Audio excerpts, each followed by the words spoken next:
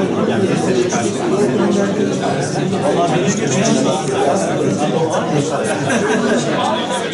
müşteri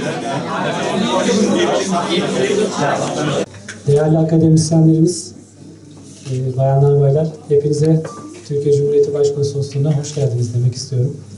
Sizleri burada görmek bizim için gerçekten çok büyük bir memnuniyet. Burası sizin eviniz, Türkiye Cumhuriyeti toprağı. Sizlerle bir arada olmaktan çok büyük memnuniyet duyuyoruz gerçekten. Ben de bir akademisyen olarak şunu söylemek istiyorum. Akademisyenlerle işbirliği yapmak, sizlerle tanışmak, sizleri birbirlerinizle tanıştırmak ve burada sizlerin Türkiye'nin birer temsilcisinin olduğunuzu vurgulamak amacıyla bu toplantıyı gerçekleştirdik. Ümit ediyorum bugün hem sizlerle tanışmak için hem de sizlerin birbirleriyle tanışarak yeni projeler geliştirmeniz için önemli bir fırsat olacaktır.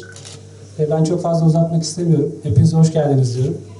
Hepinizle tek tek tanışmak istiyorum bu akşam. Biraz daha yaklaşırsanız.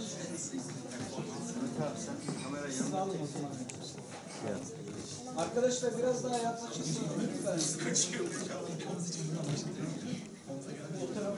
Biraz daha